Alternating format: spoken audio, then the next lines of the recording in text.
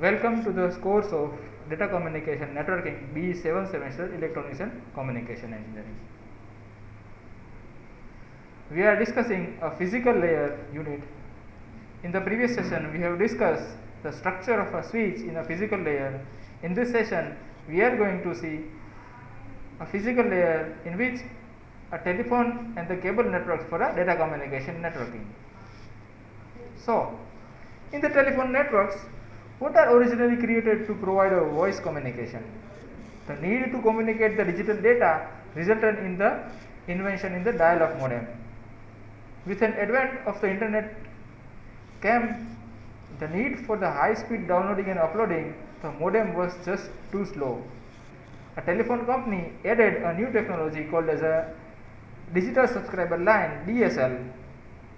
Although a dial-up modem still exists in many places all over the world, DSL provides much faster access to the internet through the telephone networks. In this chapter, we first discuss the basic structure of telephone network.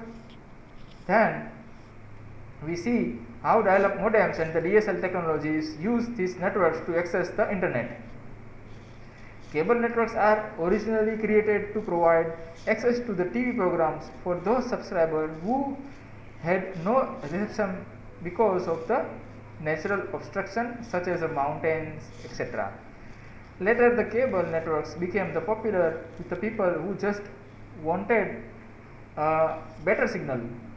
In addition, cable networks enabled access to the remote broadcasting station via microwave connections. Our cable TV also found a good market in the internet access, providing using some of the channels originally designed for a video. After discussion the basic structure of a cable networks, we will just discuss how our cable modem can provide a high-speed connection to the internet. So let's start for our first point. A telephone network. A telephone network uses a circuit switching. Fine. A telephone network had its beginning in the late 80s. The entire network, which is referred to as a plain old telephone system or called as a POTS, was originally an analog system using an analog signals to transmit a voice. With an advent of the computer era, a network in the 1980s began to carry a data in addition to the voice. During the last decade, the telephone network has undergone many changes or technical changes. The network is now digital as well as analog. So, following topics to be discussed in this session: major components of our telephone network, LATS, signaling, and service provided by our telephone networks. So, first is major components. Yes, over here the telephone network shown in this figure, which is made of three major components. First is our local loops, second is our trunk, and third is our switching office. Fine. So there are three major components. A telephone network has several levels of switching offices such as AND office, tandem office, and our regional office. Fine. So let's elaborate each one. So in the first, local loops. What is a local loops?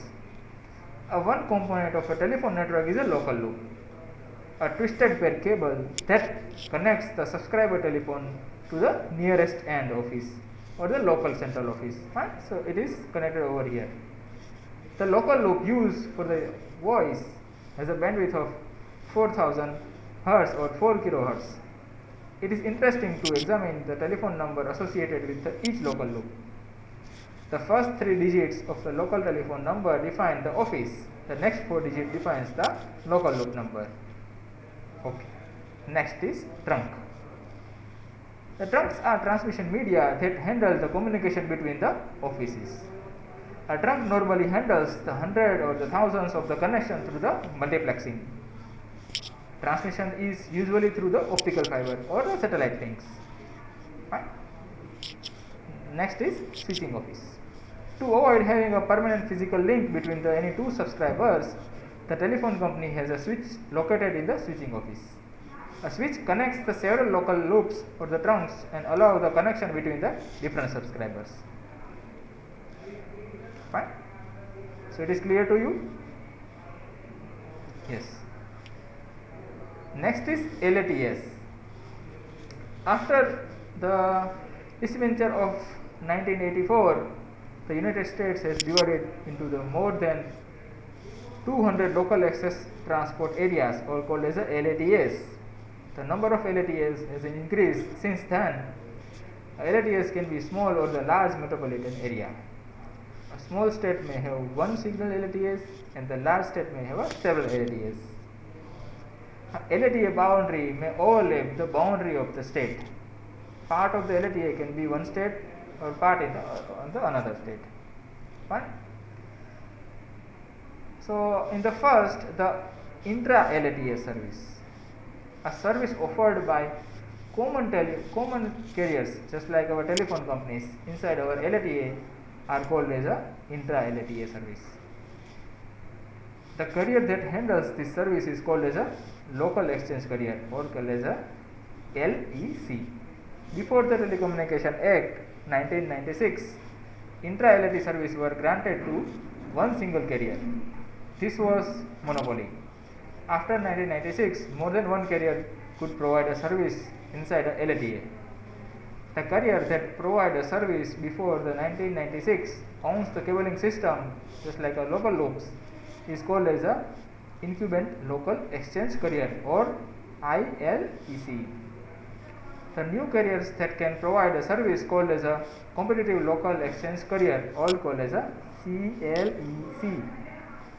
To avoid the cost of the new cabling, it was agreed that then ILEC would continue to provide a main services and CLECs would provide the other service, such as a mobile telephone service, roll calls, LATA, and so on. Right? So a figure shows a particular LATA and switching office. Over here, it is our local loops, it is our AND office, and it is tandem roll office. Fine. A communication inside an LATA handled by AND switches and tandem switches. A call that can be completed by using the any AND offices is considered as a toll-free. A call that has gone through the tandem office intra-LATA toll-free is charged. Means a call from this telephone to this telephone is a toll-free, but a call from this telephone to this telephone via the tandem office will be charged. Fine.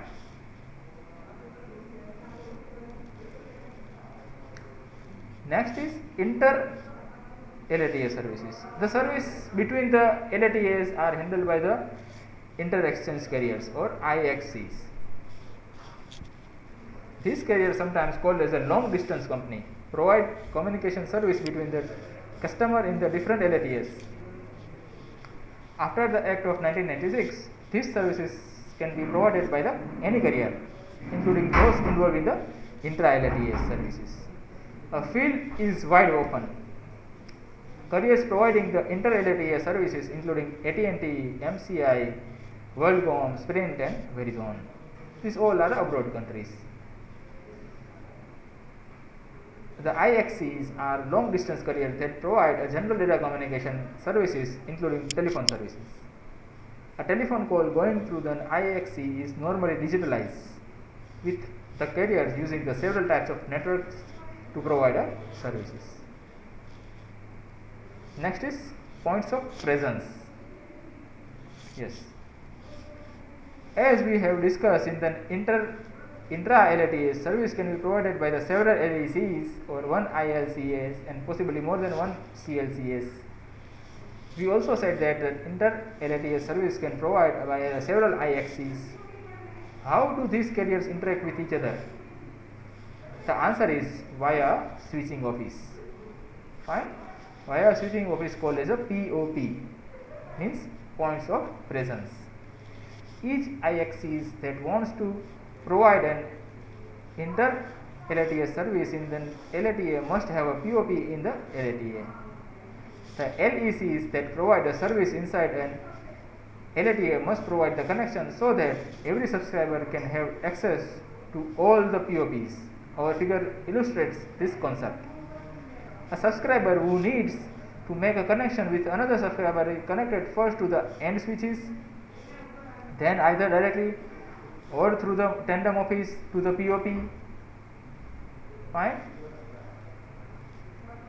The call now goes from the POP to the I-axis over here, and one subscriber has chosen the source in the source LATs to the POP to the same I-axis destination.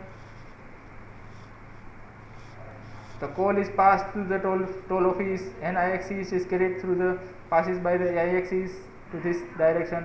Fine. So our call direction will be this, starting from this end, tandem office, POP, toll free, network A at the another end, over here, then this. Fine. So it is very easy to understand. There are two LATs. Signaling. One of the main consideration of our telephone network is signaling. The telephone network is becoming a circuit switch network with a dedicated links, just like a multiplexing had not invented, to transfer the voice communication. As we see in the preceding chapters, the circuit switch network needs to set up a tear down traces to establish and terminate the path between the two communication parties. In the beginning, this task was performed by the human operators. The operator room was a center to which all subscribers were connected. A subscriber who wished to talk to the another subscriber pick up the receiver and rang the operator. The operator, after listening to the caller and getting identified by the called party, connected to the another caller by using a wire with two plugs inserted into the corresponding two jacks. A dedicated circuit was created in a way one of the parties, after the conversation ended, informed the another operator to disconnect the circuit. This type of signal is called as a in-band signaling, because the same circuit can be used for the both signaling and voice communication. Later,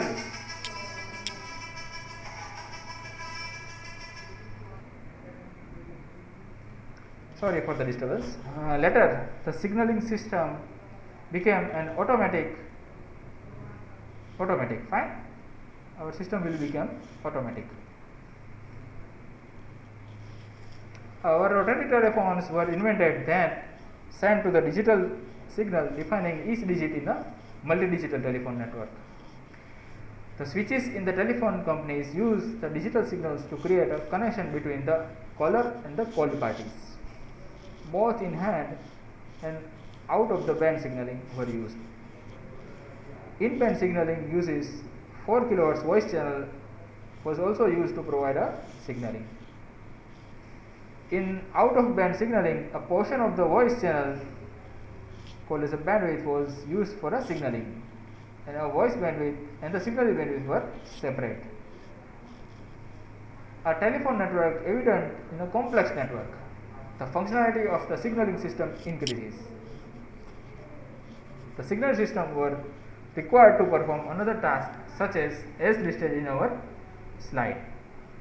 First is providing a dial tone, ring tone and busy tone, as we already know the function of the signaling. Second, transferring the telephone numbers between office.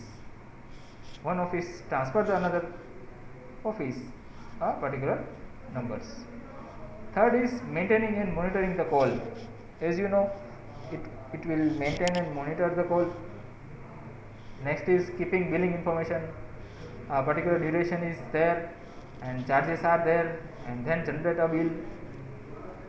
Maintaining and monitoring the status of the telephone network equipment, just like our telephone equipment, our equipment is working well or not, it will monitored by our signaling. Last is providing other functions such as caller ID, who called us, voicemail and another. Fine. So these complex tasks result in the provision of the separate network of signaling. This means that a telephone network today can be thought as two networks, a signaling network and a data transfer network. So, the task of the data transfer of the signaling are separated in the modem telephone networks. Data transfer is done by the one network and signaling by the another. However, we need to emphasize the point here. Although the two networks are separate, this does not mean that there are separate physical links everywhere. The two networks may use separate channels for the same link in the part of the system. Fine? Data transfer in network. The data transfer network that can carry the multimedia information today is for the most of the part the circuit switch network, although it can also be a packet switch network. Right? This network follows the same type of protocols and models as other networks discussed in the discussion. Signaling of a network or network signaling. The signaling network, which is our main concern in this section, is the packet switch network involving a layer similar to this of the OSI model or the internet model as our discussion of our previous chapters. The nature of signaling makes it more suited to the packet switching network with the different layers. For example, the information needed to convey a telephone address that is easily be encapsulated in the packet with the all error control and addressing information. Our figure shows a simplified situation of a telephone network in which the two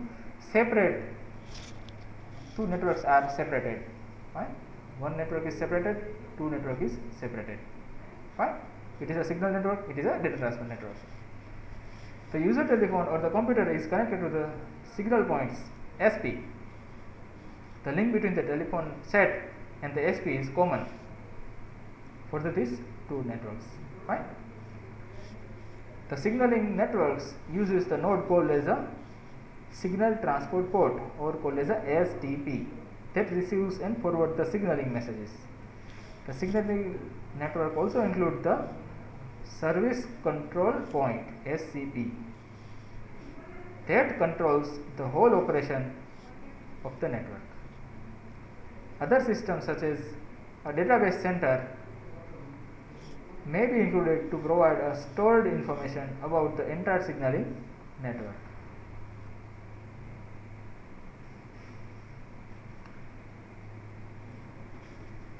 Signaling system 7 or called as a SS7.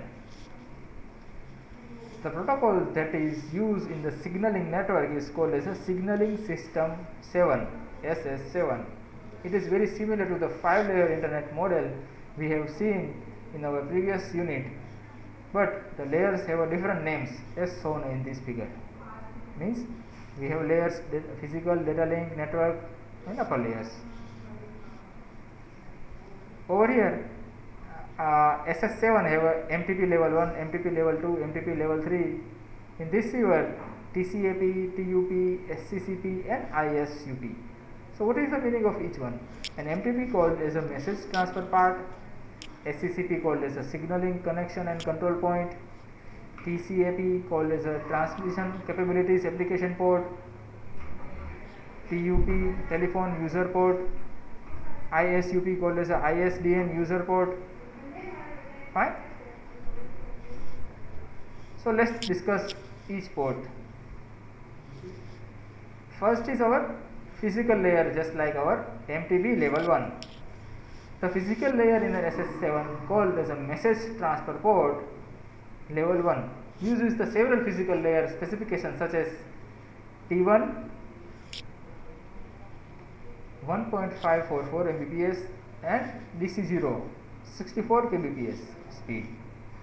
Second data link MTP layer 2. In this layer provides the typical data link layer service such as packeting using the source and destination address in the packet header and the CRC for the error checking. Third is our network layer MTP level 3. Over here it provides an end-to-end connectivity by using the datagram approach to switching.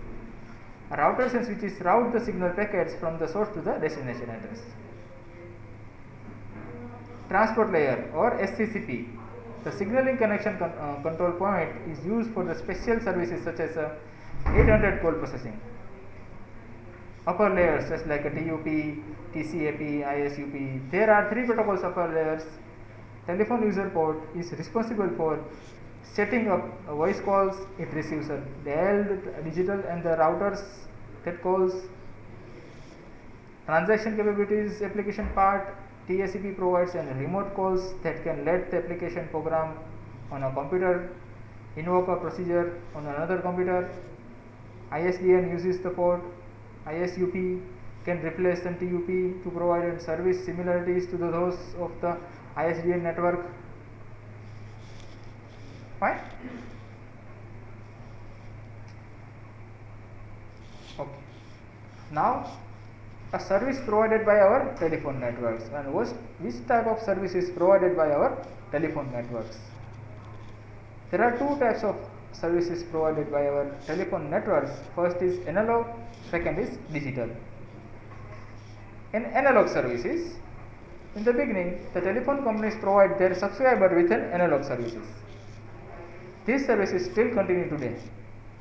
We can categorize these services by either analog switched services or the analog leased services.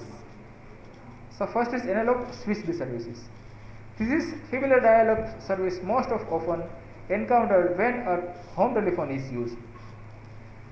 The signal on the loop is analog.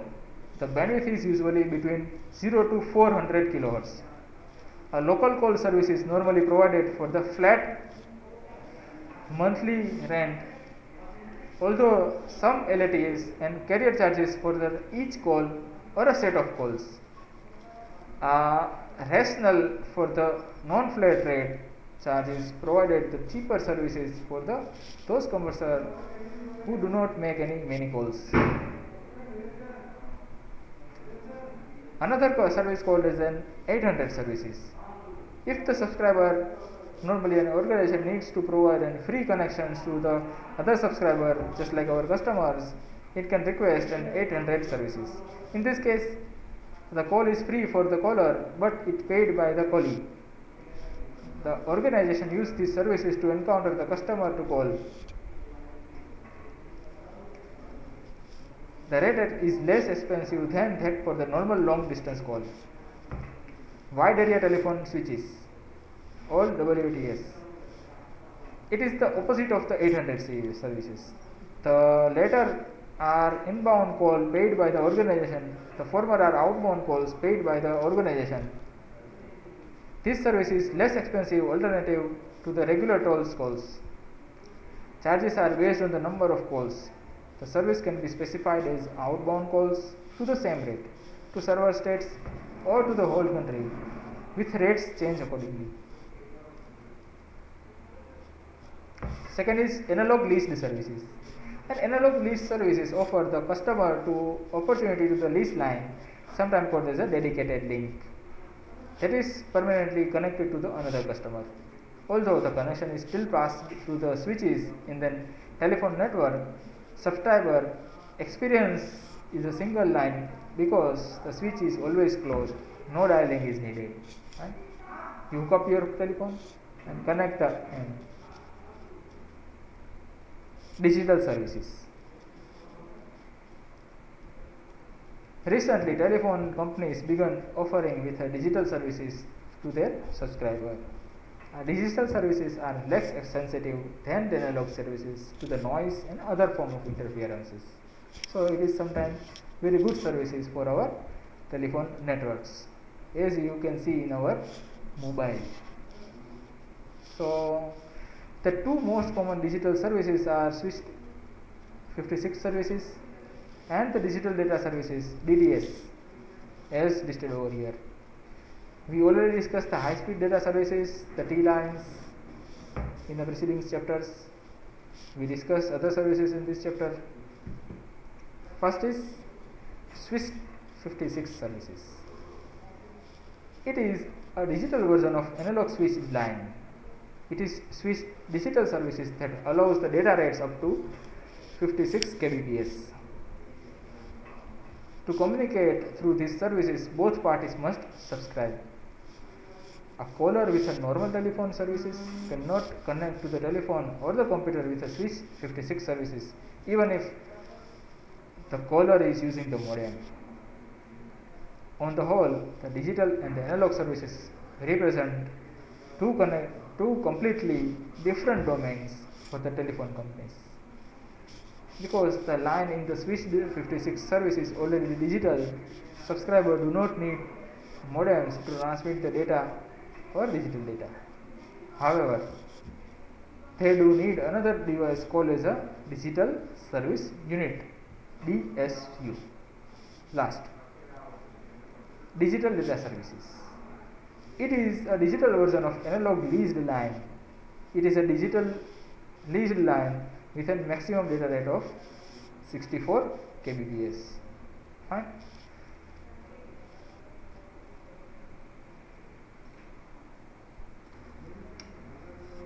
Okay. So this is a question for you. Write down in your notebook and send directly to me as per the given direction.